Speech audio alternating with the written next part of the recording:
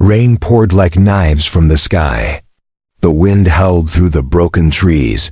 Mud soaked everything. James ran low, boots sinking into the soft ground as he followed the signal. His breath was sharp in his chest. The emergency beacon had come.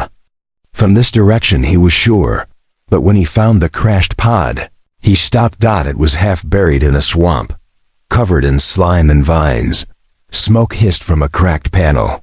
Something or someone was inside. He stepped closer, weapon raised. "Anyone alive in there?" A weak sound came from the pod. Not words.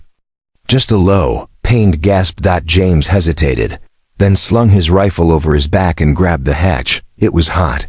He pulled harder. The door cracked open with a hiss. Steam hit his face. Inside, she lay still. Alien. Female. Her skin was pale violet, smeared with swamp water and blood. Her armor was strange organic looking, with broken plates and exposed wires. Her breathing was shallow. One eye was closed, the other half open but unfocused. James swallowed. This was enemy territory. Their war had started just 2 weeks ago fast. Violent, confusing. No one had expected it. The aliens, called the Tareen, had struck first. Most humans still didn't understand why, but here she was. A Tareen, dying. His first thought was to leave her. Let the swamp finish what the crash started. But she looked small, weak, and afraid. James dropped to one knee. "Can you hear me?" Her lips barely moved. "Help. Double quotes. His jaw tightened. "Damn it." He pulled her out of the pod, ignoring the burn on his hands from her armor. She was heavier than she looked. Her chest rose and fell in uneven rhythm. He wrapped her in his jacket, then hoisted her over his shoulder and began moving fast. Every step in the swamp was slow. Roots grabbed his feet. Bugs buzzed around him. The cold rain kept falling. He didn't know where he was taking her. His own unit had gone silent 3 days ago, but he kept going. Behind him, the pod exploded. He didn't look back. Hours passed. He found a half-buried bunker, probably abandoned years ago during the first survey missions. Its roof sagged. The inside stank of rust and mold. But it was shelter. He laid her on a metal bench, then checked her wounds. There were burns across her side, deep cuts down one leg, a hole in her armor near the stomach. He didn't know much about Tareen biology, but blood was blood, and she was losing too much of it.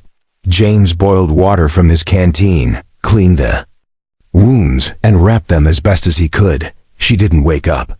Not until the middle of the night. Her eyes opened slowly. She saw the dim fire, the low ceiling. She sat up fast, panicked, but her body gave out and she collapsed back with a cry.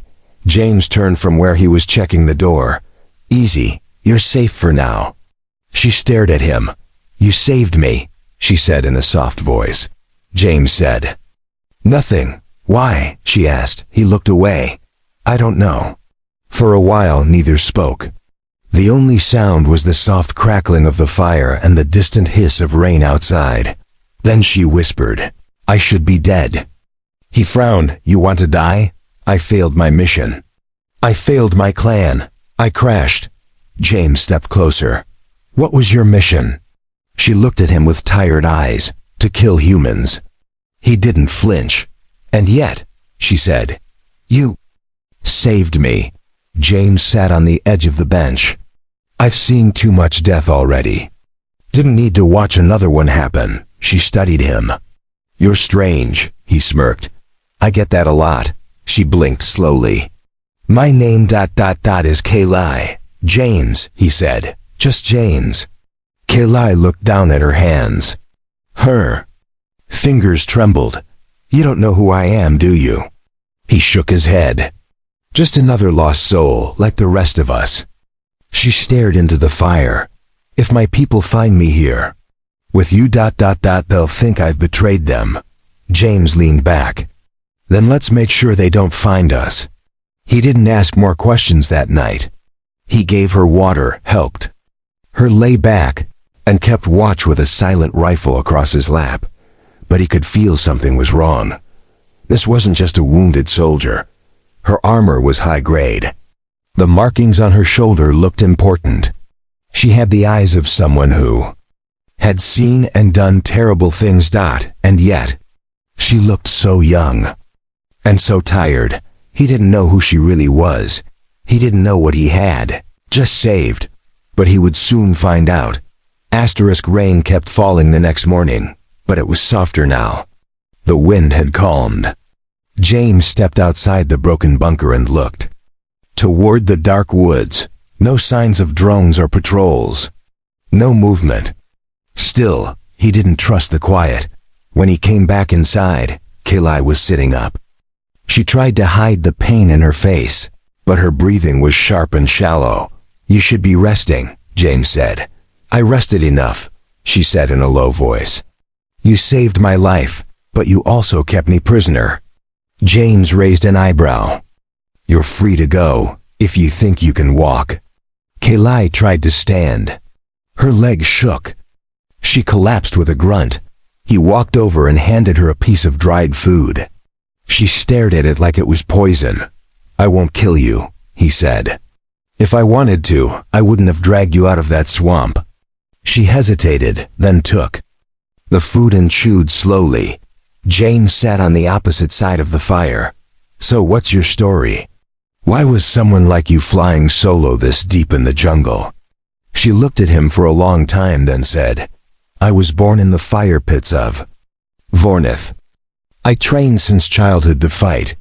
My people call me the Fang of the Sky. I have ended many lives." James leaned forward. "So you're some kind of war hero?" Kayla looked down. "I was." He frowned. "Why past tense?" She didn't answer. Her hand touched the bandages at her side. She looked almost ashamed. "You're not like the others," she said. "Humans I met on the battlefield, they never showed mercy." James sighed. "I've lost friends. I've seen my camp burned. If I had met you with a gun in your hand, things would have been different." Kayla looked him in the eyes. "But you didn't." There was silence between them. That suddenly, a sharp sound outside. James grabbed his rifle and moved to the doorway. He crouched and watched. A shape moved through the tree's metal legs, long and clicking. "Tareen scout drone," Kayla said behind him. He nodded. "They're tracking you. If they find me with you," she whispered, "they'll kill us both." James cursed under his breath. "We need to move." Kayla struggled to stand again, this time with his help. She leaned heavily on him, every step painful. They left the bunker and moved deeper into the swamp. James knew the terrain. He'd studied maps before the war began. This sector had old tunnels from the early colonist days. It took hours, and Kayla barely stayed on her feet. She didn't complain. Not once. Even when thorns tore at her legs or branches cut across her arms, she gritted her teeth and pushed on. James respected that. They found an entrance hidden under thick vines. A rusty door led into darkness.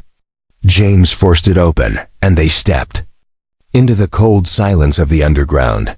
The air inside was heavy with dust. Faded human signs glowed dimly on the walls. Storage rooms, power lines, water tanks long abandoned. They set up in one of the dry corners. James laid Kayla down carefully. Her skin was pale. She was burning with fever. He opened his kit and pulled out the last of his medical gel. "Hold still." She flinched when it touched her side. "You keep helping me." He didn't look up. "You keep needing it." Kayla closed her eyes. "You don't know what I've done." James said nothing. He looked at the scar on her. Shoulder deep, jagged and old. "Were you always a warrior?" She opened her eyes. "Since I was a child." "Ever want anything else?" Her voice dropped. "I wanted peace. But peace makes you weak. That's what they told me." James leaned against the wall. Maybe they were wrong. Kayla turned her head to face him. Her eyes shimmered slightly in the dark. "You fight with your heart, not just with your weapons." That's rare. James stayed quiet. His thoughts drifted. Why did he care about this alien girl? Was it guilt? Was it loneliness? Or was it because, deep down, he saw a bit of himself in her? Neither of them spoke for a long time. Above, the sound of metal legs echoed faintly through the forest.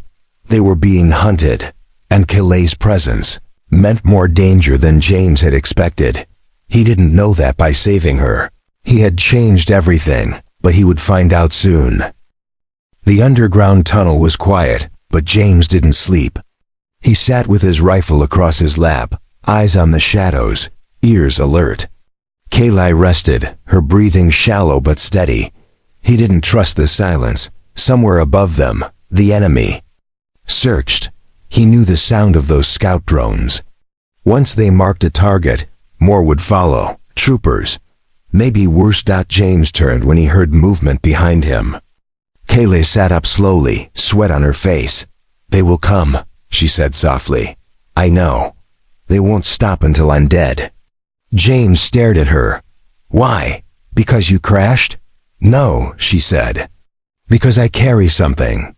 She reached under her armor and pulled out a small silver device. It shimmered with faint light. The shape was strange, organic and tech mixed together. Alive almost. What is that? He asked. The heart of Varnix, she whispered. A battle core. One of only 3 in existence. It holds tactical data. Battle maps ... and command codes. James frowned. That's why they want you. Kayleigh nodded. They think I lost it in the crash. If they knew I still had it, they would burn this entire swamp to get it back. James leaned closer. Then give it to me. I can hide it. Keep you safe. Kayleigh clutched it tighter. No, it must return to my people. It belongs to my bloodline. He stared. You're not just a warrior, are you? She looked away. I'm more. Before he could ask more, the tunnel lights flickered. Then dash noise. Metal clanks from above. Echoes bouncing off the concrete walls. They found us, James whispered. Kayleigh stood with effort. We must go deeper. They moved quickly, using old ladders and broken passages. Water dripped from the ceilings. The air grew colder the deeper they went. James used his flashlight sparingly. Behind them, movement followed. At one point, Kayleigh stumbled. James caught her, wrapping an arm around her waist. She hissed in pain. Don't slow down, she said through gritted teeth. You're bleeding again, he said. Keep moving. They found an old elevator shaft, long dead. James tied together old wires and lowered her first, then slid down after her. They reached a deeper chamber, one filled with old machines, rusted and silent. James barricaded the door with a broken beam. Kayleigh sank to her knees, breathing hard. We can't run much longer, she said. James opened his pack. Then we fight. Kayleigh looked at him with new eyes. You'd fight for me? I already did. You don't understand, she said, trembling. If I fall into their hands, they will use me to kill thousands. That's what the battle core allows. It links to their fleet, their AI. It makes war too easy. James stood in silence. Then he walked over and knelt in front of her. Tell me what to do. Kayleigh's voice was steady now. We make them think I'm dead. He blinked. How? We give them a body. James looked at her, then slowly nodded. There are old suits in the storage rooms. I saw them earlier. We can burn one, make it look like you died in a fire. She nodded. Then I vanish. And go where? Kayleigh looked him in the eyes. Where you go, I need a place they won't follow. James paused. You trust me that much? You saved me, not once, but every moment after. He helped her to her feet again. Then let's disappear. They worked fast. James found an old storage body, filled it with armor scraps, burned it with fuel. Kayleigh removed her clan insignia and left it with the decoy. The smoke filled the lower chamber. The machines melted. The scent of burned metal filled the air. Above, Them, the sound of boots, voices, Tareen hunters. They were close. James took Kayleigh's hand, this time. She didn't pull away. They moved to the back of the tunnel, where a side shaft led to a collapsed vent. He cleared the rubble and helped her crawl through. Mud and ash covered them both. Her strength was fading, but she kept going. Outside, the stars were barely visible through the trees. They had made it to the edge of the swamp. Kayleigh looked back. The bunker, the fire, her old life gone. She turned to James. "You're different from what we were taught." James smirked. "Maybe I'm just stupid." "No," she said softly. "You're free." For the first time Kayleigh smiled, but far behind them, a signal blinked red on a drone scanner, and someone up high had just learned the body they found wasn't real. Asterisk. The night was cold, but they kept moving. James knew they couldn't stop. Now, if the Tareen found the burned suit and learned it was a trick, they would send hunters, not machines, not drones, but trained killers. Kayleigh limped beside him, silent but alert. Her wounds had reopened, blood soaking through the rough bandage. Still, she refused to be carried. James spotted a small ridge ahead, a narrow rise with thick brush and old rock walls. There were signs of ancient farming there, crumbled stone. Paths, forgotten water channels. Perfect for hiding. They found a collapsed shelter built into the hill, roof half gone but walls still solid. It was dry and hidden. James laid Kayleigh down and checked her side. Her skin was clammy. She was burning again. "This infection is spreading," he said. "You need real help, medtech, maybe surgery." Kayleigh stared at him through half-lidded eyes. "Can't go to humans. Can't go to my people. There's nowhere." James clenched his jaw. "Then I'll fix it." He boiled water, cleaned her wounds again, used the last of his pain suppressors. His hands trembled with effort, but he didn't stop. Kayleigh gripped his wrist. "You're not a healer." "No," he said. "But I'm all you've got." She smiled weakly. "That's enough."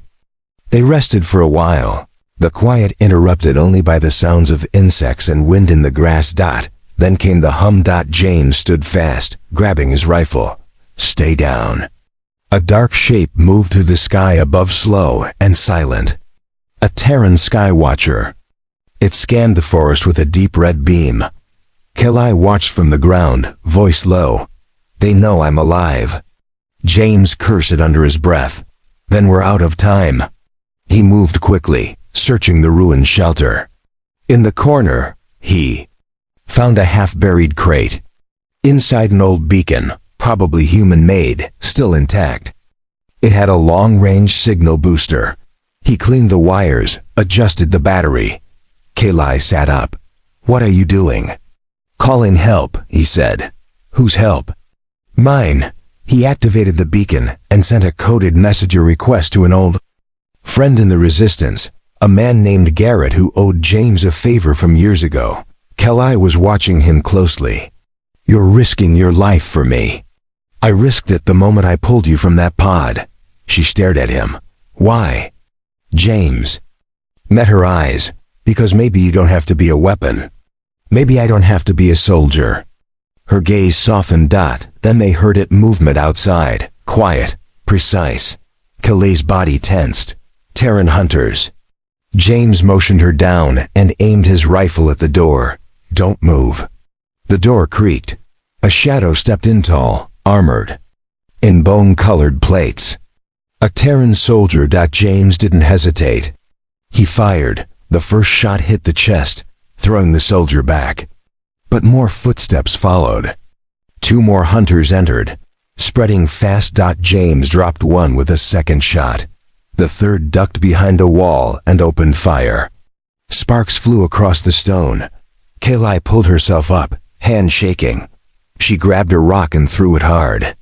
It hit the third hunter in the side of the head, just enough to distract him. James moved fast, rolled, and fired dead center. Silence returned. The air smelled of smoke and blood. James breathed hard. "You okay?" Kalai nodded weakly. You fight like you've done this 100 times. 200, he said, helping her up. But this was different. She looked around the broken shelter, her expression hard. More will come. James helped her sit again. Let them. She watched him with quiet eyes. You don't fear them? I fear losing what I'm starting to care about. Kalai didn't answer. Her hand found his. He didn't pull away. Above them, a faint signal blinked from the sky. Garrett had heard the call. Help was coming. But the Tareen weren't done yet. They knew their greatest weapon had gone missing.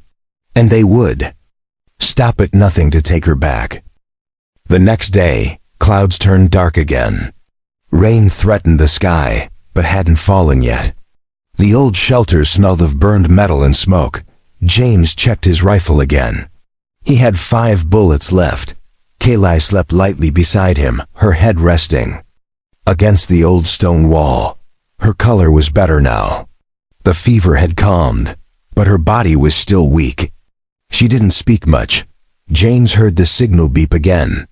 He checked the old beacon. A message blinked in green. They're close, he whispered. Kalai stirred. Your friend? He nodded. Garrett, he's sending a team. Small transport ship, 2 hours out. Kalai looked at the door.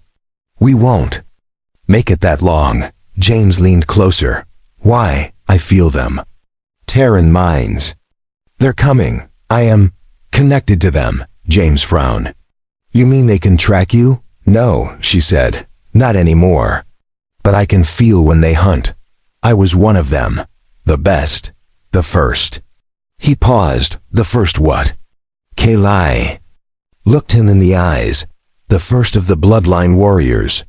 We don't just fight. We command the hive. James sat back slowly. You were more than just elite. You were the key to their armies. She nodded. But I ran.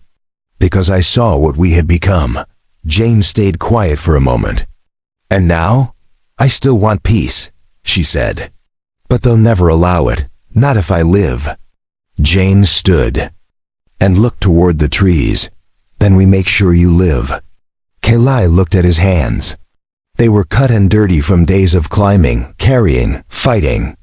She gently reached out and held one. You never gave up on me.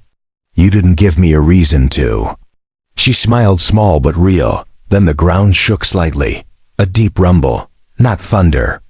Not weather. Engines.klai, single quotes, S breath caught. Warstriders. James's eyes narrowed. Walking tanks?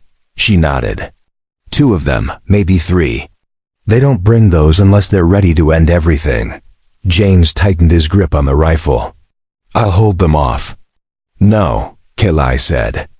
If you fight alone, you'll die. You can barely stand. I can do one thing, she said. Just once. James helped her sit up fully. She took the battle core from her chest armor, held it in her palms, and whispered something. In her language, the air shimmered. The device lit up. A strange wave moved through the clearing. Lights blinked in the trees. A signal had gone out. What did you do? James asked. I just told them the truth, she said softly. That I'm not coming back. And if they try to take me, I will burn the command codes inside the core. James stared. That would cripple their fleet. Kalai nodded. If I die, they lose more than a soldier. Far off, the sound of the Warstriders stopped. Silence. Then, one explosion. Not near. Them miles away. James stood. What was that? Kalai whispered. A choice. One of their own destroyed the other. He blinked. Why would they do that? Because I was loved by some of them, she said. Not all Tareen are monsters. James helped her stand. Then maybe you weren't the only one who wanted peace. Kalai looked toward the smoke rising far away. They won't all give up, but it's enough for now. Just then, a sound above. A small ship, hidden in the clouds, dropped fast toward the ridge, old human design. Sleek, fast, and battered from years of war. James grinned. Garrett, The ship hovered above. A rope ladder dropped. James turned to Kalai. You ready? She looked at the world one last time, this planet that had nearly killed her, and the human who had saved her. Yes. He helped her climb. She winced with each step, but she didn't stop. At the top, James followed, his rifle slung behind him. Inside the ship, Garrett stood at the controls. You brought a Tareen? He asked, shocked. She's more than that, James said. Garrett looked at Kalai. She met his eyes without fear. She's with me, James added. Garrett nodded slowly. Then let's get out of here. As the ship rose into the sky, Kalai leaned against James, her body still weak but her voice steady. You changed everything, human. He looked at her. She said. You gave the greatest weapon a reason to stop fighting. Asterisk. The ship flew low over the forest, just beneath the storm clouds. Garrett kept the controls tight. The ride was fast and rough, but steady. Kalai sat beside James in the back, wrapped in a clean blanket. Her wounds were healing, though slowly. Her eyes were sharp again, the fire returning. James handed her water. We'll reach Haven in a few hours. Haven, she said. That's a human base? More like a hidden place for those who don't belong anywhere else. She looked out the window. Then maybe I belong there too. He watched her for a moment. You do. Garrett glanced over his shoulder. You sure this is smart, James? Bringing her to a resistance safe zone? She's not what you think. She was their war leader, Garrett said. She could be lying. Kalai didn't react. She only said, if I wanted to destroy your people, I wouldn't be sitting here half-healed, holding no weapon. Garrett didn't argue. James added, she saved lives. She made a choice, just like I did. The ship flew in silence after that. Hours later, Haven appeared, an old mining colony hidden under a mountain. It was quiet, guarded, and forgotten by both sides of the war. Refugees, ex-soldiers, and broken people lived there in peace. They landed in a narrow docking tunnel. Garrett helped them off, then went to speak to the local guards. James led Kalai inside the old halls. The air was warmer. People stared at her, unsure what she was. She held her head high. No armor, no weapons. Just scars and truth. A small girl peeked from behind a corner, wide-eyed at the sight of Kalai's violet skin and glowing eyes. Kalai crouched and smiled gently. The girl didn't run. She stepped closer and handed Kalai a flower. Kalai blinked, touched by the gesture. James smiled. First human gift? Kalai nodded. First true kindness I received as myself. They were shown to a small room to rest. Clean bed, warm food. Kalai ate slowly, feeling stronger. James sat across from her. What now? She asked. You don't have to be anything anymore, he said. Not a soldier. Not a leader. Just ... you. Kalai looked at her hands. I don't know who that is. He leaned forward. Then start from here. With me. She looked up. You still trust me? I never stopped. That night, they walked the halls together. No guns, no battle. Just silence and new steps. Outside, the stars came out. Far across the galaxy, the Tareen Council declared Kalai dead. Without her command codes, their fleet slowed. Their attacks grew less brutal. The war began to shift. Some said a weapon had vanished. Others said a warrior had found peace. And deep inside Haven, a human and a Tareen sat by a small garden, sharing stories. She had been born to fight, but he had taught her how to live.